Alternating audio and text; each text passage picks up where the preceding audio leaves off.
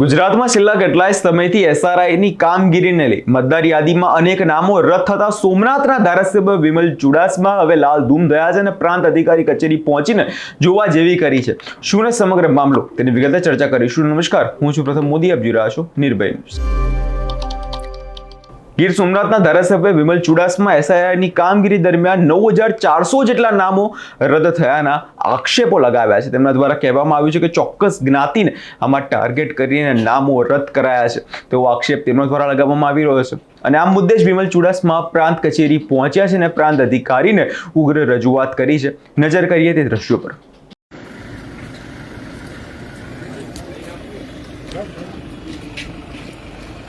Mobile કોનું છે? લાવો.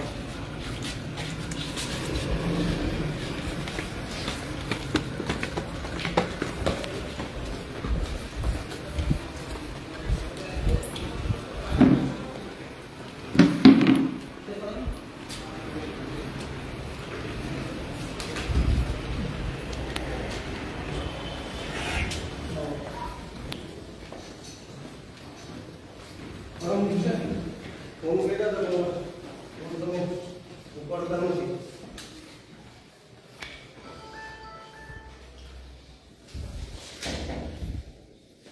તો પહેલું તો જે એસઆઈની કામગીરી માં જે 7 નંબરના જે ફોર્મો છે તે ભરવામાં આવ્યા છે, એમાં આ ભારતીય જનતા પાર્ટી દ્વારા કંઈ પણ જે આધાર કાર્ડ છે, ચૂંટણી કાર્ડ જે દેવાનું હોય છે એ વ્યક્તિને ખબર જ નથી ને એમને એને ખોટી સિગ્નેચર કરીને આપી ગયા છે. પેલો મુદ્દો એ છે. અને એ લોકોએ સોગંદનામું કર્યા છે. આટલા લોકોએ સોગંદનામા કર્યા છે. હજી પણ સોગંદનામા આવે છે એટલે અમને ખ્યાલ જ નથી. અને તો સિગ્નેચર એમાં ખોટી કરેલી હોય અને એના માટે થઈને ખાસ કરીને આ કોણ દેવા આવ્યું છે એનું મારે પ્રોટેક્ટ જોઈએ છે. જેનાથી ખબર પડે કે સિગ્નેચર કોને ગઈ, સિગ્નેચરની વેરિફિકેશન કરવામાં આવે, જેની ખોટી સિગ્નેચર કરીને તો એફઆઈઆર કરવામાં આવે. તમારી પાસે હું લગભગ કેટલા દિવસથી 7 નંબરનું જે ફોર્મ છે જે ભરેલા છે એની ઝેરોક્ષ માંગુ છું. તમે કીધું કે હું આપીશ, રાત્રે કીધું કે ઝેરોક્ષ કરીને તમે લઈ જજો. તમને કીધું કે તમારે કરવાની હોય, તમે કીધું કે નહીં તમારા ખર્ચે, મેં કીધું કંઈ વાંધો નહીં મારા ખર્ચે કરી નાખી. પણ મારું એ કહેવાનું છે કે ઝેરોક્ષ તો આપતા શું કરવાનું નથી. પહેલા તો આ તમને છે ને કે આજે સોગંદનામા જે આવ્યા છે એ સોગંદનામા અંદર જે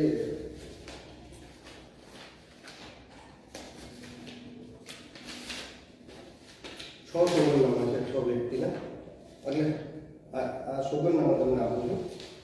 અને બીજું કે એના સિવાય એક દીકરી તો એવી છે કે કોરોનામાં ઓફ થઈ ગઈ, એના નામનું ફોર્મ ભરી દીધું છે. એના પણ હું તમને એક છોકરી દીકરી કોરોનામાં થઈ ગઈ છે, એના નામનું ફોર્મ ભરી દીધું છે રદ કરવા માટે. મૃત્યુ પામેલો છે. હા, એનું છે. આ લોકો જો સોગંદનામા કરીને આવે છે, જે જીવતા છે એ લોકો તો આપ્યા છે, પણ અમુક વ્યક્તિ તો ઓફ ગુજરી ગયા છે એનું ફોર્મ ભરી દીધું છે. એટલે આવા લોકો દ્વારા એક સંપૂર્ણ ખોટું કરવામાં આવ્યું છે. એ વ્યક્તિ જે હોય એનું ફૂટેજ આપવું અમને, ફૂટેજ. અને એ એક જ વ્યક્તિ કોઈ ફોર્મ લઈને આવ્યું હોય એવું લાગે છે. ઝેરોક્સ છે અને બેની ઓસી છે, ઓરિજિનલ છે ને. કઈ કહેવાનું જે કેવું હોય રિપીટ થતા હોય તો કાઢ નાખો. પણ આ છે એટલે એ પણ તપાસ કરવામાં આવે કે અમુક જીતુભાઈમાં છે એ લોકોનું પણ છે.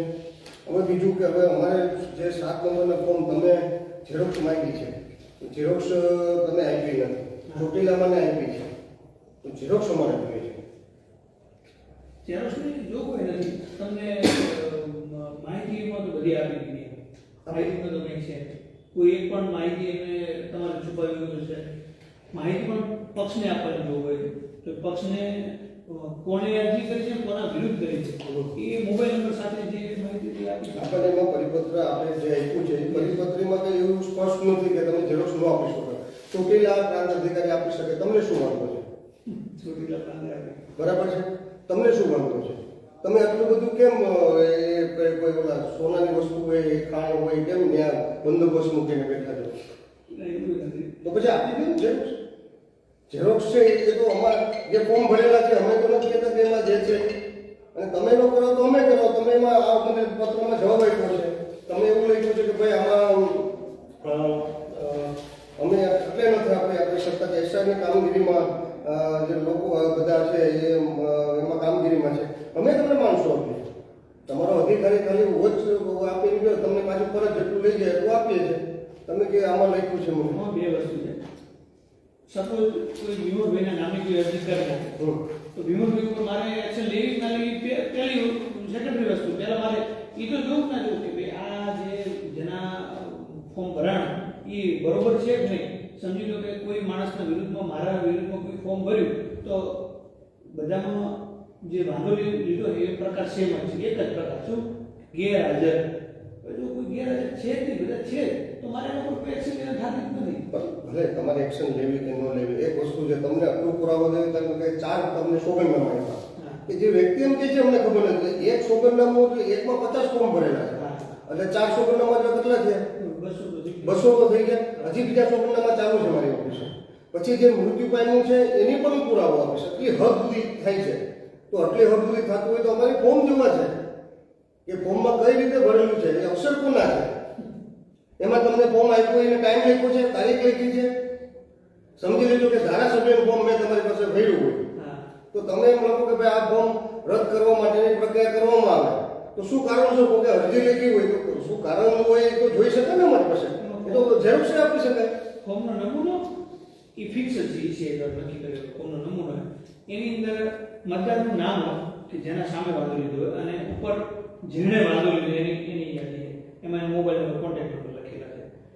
ભારતના દરેક નાગરિકને અધિકાર આપેલો છે. જ્યારે ડ્રાફ્ટ મતદાર યાદી બહાર નીકળે અહીંયા બેઠેલા આપણે દરેક માણસ ગમે એના વિરુદ્ધમાં આપણને વાંધો હોય કે ભાઈ આનું નામ ખોટી રીતે આવ્યું છે તો એ વાંધો તો લઈ શકે. વાંધો લેવાથી નામ નીકળી નથી જવાનું. સિમ્પલ છે. ફોર્મ 7 ભર્યું એનો મતલબ એવું નથી કે નામ નીકળી જાય. ખરાઈ કરવાને અધિકાર ઈઆરઓને આપેલા છે કે ઈઆરઓને એને ખરાઈ કરવાની. ખરાઈ કરાઈશું કે આ વાંધો જે ટકવા પાત્ર નથી તો એ નીકળી જાય. ફોર્મ છે એનો નમૂનો હોય છે પણ બોલપેન તો ભરેલા હોય ને. સમજી લેજો આ 4 જણા ભર્યા છે તો અમારે 200 ફોર્મ જોઈએ છે તો એ 200 ફોર્મ કોના અક્ષર છે એ જોવો હોય એનું વેરિફિકેશન થઈ જાય કોના બોલપેન ભર્યા છે અમે તો જોઈને કહેશું. તમે જો સમજો તમે એક અધિકારી તરીકે તમારી ફરજ છે એનું ચેક કરો. એક પ્રજાના પ્રતિનિધિ તરીકે છે આ ખોટું કોણ કરી રહ્યું છે તમે પૂછો. તમે ફોર્મ નથી આપતા તો એનો મતલબ એવો સમજે કે તમે કોઈને બચાવવાના પ્રયત્નમાં છો તો એનો મતલબ એ જ થાય છે. એની જો એમની અધિકાર છે કે નહીં મારા લેવાનો મને કહો કે અધિકાર છે પણ માહિતીનો અધિકાર છે. માહિતી તમને આપી બરાબર માહિતીનો તો ઝેરોક્ષનો અધિકાર નથી. મને પરિપત્ર આપો. લેખિતમાં જવાબ આપે. નહીં લેખિતમાં તમે લેખિતમાં ગોળ જવાબ આપ્યો છે કે કામગીરીમાં છે એટલે આટલી પ્રમાણમાં ઝેરોક્ષ ન કરી શકે એવું આપ્યું છે. તમે એમ નથી કીધું કે મારી પાસે કોઈ પરિપત્ર એવો છે કે તમને ઝેરોક્ષ આપી ન શકાય. તમે મને પરિપત્ર આપી દો કે ભાઈ તમને ઝેરોક્ષ ન આપી શકાય એટલે હું પોતે ઉઈ જાય. બાકી હું અહીંથી જવાનું નથી. એમાં એવું કે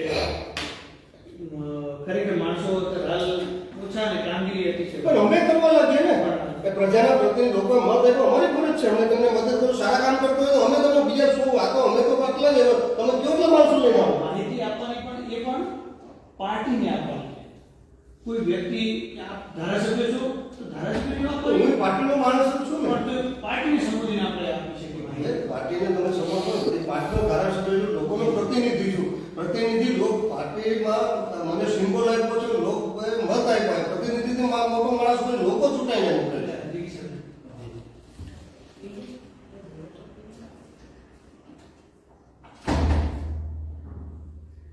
અને તમને બીજું ખરેખર અમુક લોકો મૃત્યુ પામ્યા આવ્યું છે અને તમામ આ બધા જેટલા પણ છે એ કોઈને ખ્યાલ જ નથી. કાલના પ્રેશર એવું કરે છે બધા ફોન કરીને કે તમે કોઈ છોકરીના કરવા નહીં જતા. ઓલા લોકો એને કહીશું તમે વિડીયો ઓડિયો સંભળાવશે બધું તમારા જોડે આપણે બધું માહિતી એ શું કહે છે ખબર છે તો ભાઈ અમારું તમે આધાર કાર્ડ એમ કેવી રીતે માગ્યું તો પાર્ટીમાં દેવાનું છે તમે આ શું તમે અમારું કરવું છે. સવારે 11 વાગે પણ તમારી પાસે એક મીટિંગ આવી એ જિલ્લા પ્રમુખ આવ્યા કે કીધું કોઈને આવવાનું નથી એકલા જ આવ્યા છે 11 વાગ્યાની મીટિંગમાં.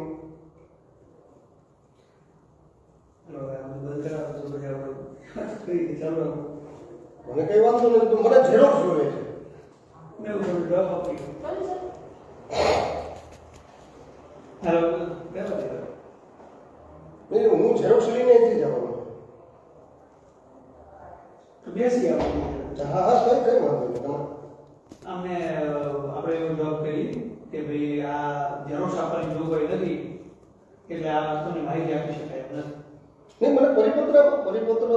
જો આ સાંભળો. એક વસ્તુ તો ના ના આપી શું તમે?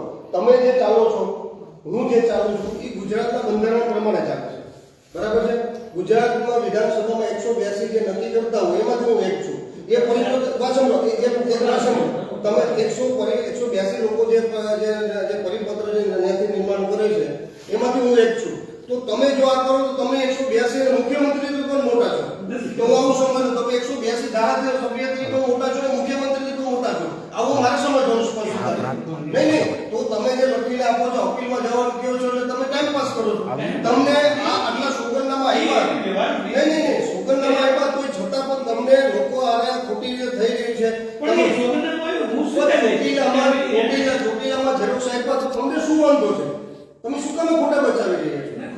આ તો પછી આપી દીધો. જ્યારે સમજી લીધું, અમે એક જીત લઈને બેઠા હોય કે ભાઈ તમે ખર્ચો કરાવો, તમારા માણસો મોકલો, અમારા માણસો છે એ પ્રમાણે ઝેરોક્ષ કરે. તમે સમજતા આ રીતે ન ચાલે ને. આખા ગુજરાતમાં કંઈક થતું હોય અને આઈને આપવાનો છો, લેખિતમાં આપો, અપીલમાં જાઓ, આ પ્રક્રિયા નથી. આ તમે કેવું છે, અધિકારી રાજ કહેવાય. તમે 182 ધારાસભ્ય ને ઉપરવટ થઈને તમે તો સુપર મુખ્યમંત્રી ગણાવો. તમે મુખ્યમંત્રીને સુપર મુખ્યમંત્રી ગણાવો. મારે એવું સમજવાનું થાય. ના, તો તમે સુપર મુખ્યમંત્રી જ ગણો. તમે મને પત્ર આપી દો કે ભાઈ મારે તમને આ સ્પષ્ટ રીતે પત્ર જો ઊભો થઈને ભાઈ જાઓ. મારે કઈ આમાં દલીલ કે કોઈ વ્યવહારિક કાયદાથી હું મોટો નથી. જો તમે હોય તો તમે નહીં આપો, તમે કાયદાથી મોટો છો. તમે મુખ્યમંત્રી મોટા છો, તમે સુપર મુખ્યમંત્રી આપવું જ પડે. વ્યવહારિક વાતમાં તો ન થાય. હવે ધારાસભ્ય તરીકે સાચી વાતમાં જો તમે નથી, તમે સોગંદનામા આપ્યા છે માણસોને, હવે પુરાવો આપું છું કે આ તો ખોટું થઈ રહ્યું છે, તો શું વાંધો છે?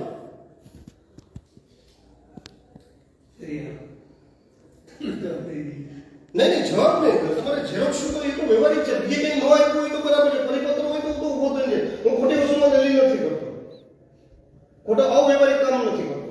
આ વ્યવહારિક વસ્તુ છે ને વ્યવહારિક વસ્તુમાં હું તો તમને કહું છું, જો તમને તમારા નામનું કોઈ ફોર્મ ભરી દે, ફોર્મ સ્ટાર્ટ કરી દે, અરજદાર તરીકે મારું તો તમારું નામ લખી છે અને ખબર ન હોય ના પાડે કે મેં આ ફોર્મ નથી ભર્યું, તો એ વાત કોઈ નહીં. તો મારે ખાલી ફોર્મ જોઈએ છે, બરાબર છે? ફોર્મ જોઈએ છે અને તમે એક નોકરિયાત થઈને તમે આ ટેક્સના રૂપે તમને પગાર મળે, લોકોના આ જ લોકોના ટેક્સને મળે ને તમે એ લોકોના ટેક્સના રૂપે તમને જે ફોર્મ આપ્યા છે એ ફોર્મ તમે મારે તો જો હું તો જો લાઈવમાં છે, હું તમને જાહેરમાં કહું, મારે તો જો ખોટી રીતે થયું ને ફોર્મ સબમિટ થઈ જાય તો મારે કઈ બીજી પ્રક્રિયામાં કોઈ હેરાન થાય પડવું નથી. બસ તો આપી દીધું. હું બોલું પછી હું લાઈવમાં બોલું, બોલ્યા પછી રિમોટમાં ફેરફાર ક્યારેય થતા નથી. આ તો આપી દો ને. હું એમાં પછી જો એ સબમિટ ખોટી રીતે તમે કરી દેશો તો એમાં કઈ ફેરફાર નહીં. અમે સમજીએ કે આ કામ જો તમે હું તમારી ઉપર ભરોસો રાખતો હોય તો તમારે મારી ઉપર રાખે, આમાં ફેરફાર નહીં થાય. તમે કહેતા એમ તો પાછા આવી આપી બરાબર. ભરોસાની વાત છે. આમાં ભરોસો તો રાખવો પડે.